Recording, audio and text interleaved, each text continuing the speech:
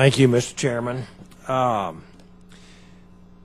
believe that we have a duty to be responsible stewards of our environment, and I think that is reflected in the tremendous strides that we've made with air quality over the last few decades.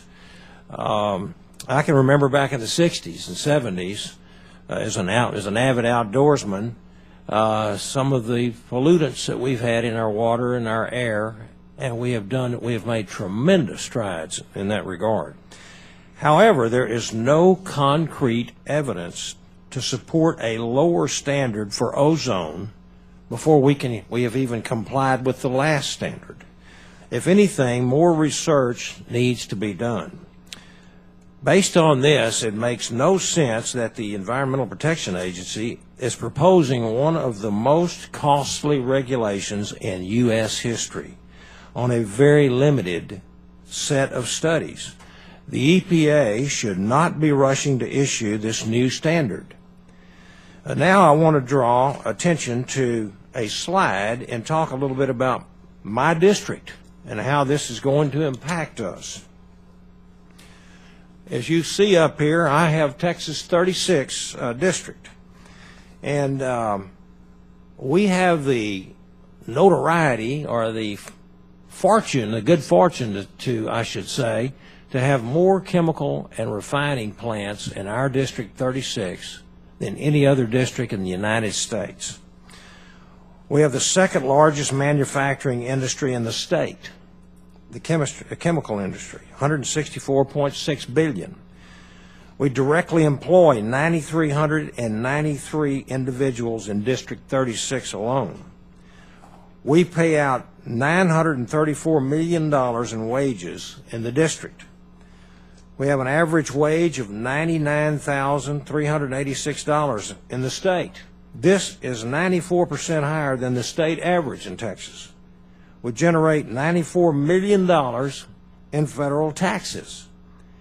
We invest $4.982 billion to build and update equipment and facilities in the state of Texas. $47 billion in industry products are shipped to global customers from the state of Texas. This generates an additional 1,224 jobs in the plastics and rubber products industry. Is it worth, and I'm asking all of you panelists, and I appreciate all of you being here, whichever side of the issue, this issue you're on, is this worth putting all of this at risk just in District 36 alone, not counting the rest of the nation? All of these jobs, all of these industries, and the overall economy of our nation, is it worth it? I'd just like to ask each one of you panelists that question. No, it isn't, Congressman. Senator Barbara Mikulski told us in a meeting about NACS back around 2000, 2001. She said, I'm looking at this NACS situation four ways. Is it sound science? The economic impact, which you just explained up there? Is it measurable and achievable? And four, national security.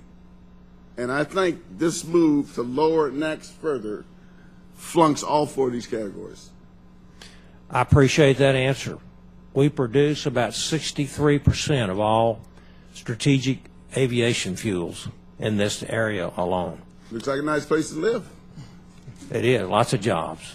Keating. No, it's not worth it. It makes no sense when you look at your district is a prime example of the good things that are going on in an otherwise very tough economy. Why would we want to put that in jeopardy? When you look at, again, the increased cost of regulations, the negatives for growth, for productivity, for investment, study after study shows this. You talk about exports. That's a wonderful thing. Wouldn't we want to boost our exports rather than exporting more jobs and businesses? So, no, it's not worth it. Doctor?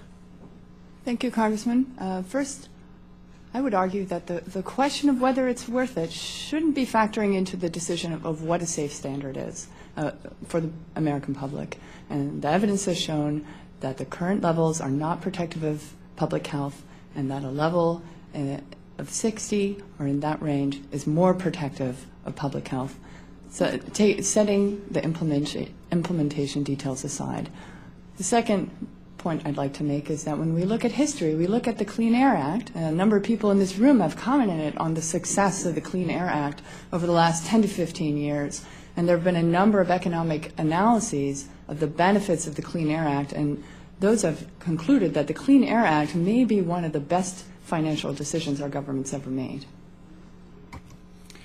Yes, sir. Yes. Let me be clear. Our results for background ozone that our international team published in late 2013 agrees with EPA's policy assessment numbers that it published in 2014. There's no disagreement. Background is very important.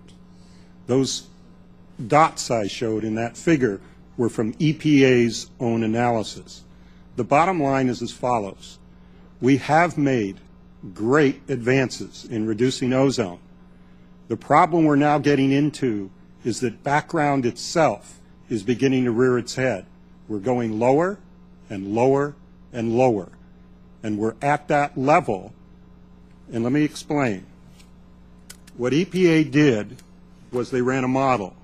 And they ran their model, and this is, let's say, the concentrations of ozone. Low end, high end. As you reduce emissions, you would assume that the high end goes down toward the low end, and the low end stays constant. What in fact happened and impacted in a dramatic way the epidemiological risk assessment was that the high end came down and the low end came up, and they met in the middle. In the middle was where most of the risk was associated with, which is predominated by background ozone. Thank you. Mr. Easton? I would say that the new NAAQS is not necessary because its government needs an opportunity to just do a good job on what we got in front of us, and let's just work on doing that from a common sense approach. Let's try to meet the 2008 standard and leave this other one for, because what I see is negligible gain to the actual health benefit, when maybe a job might be more a better control measure than anything I can put in place to try to meet an ambient standard. Well stated. Thank you all very much. I appreciate it.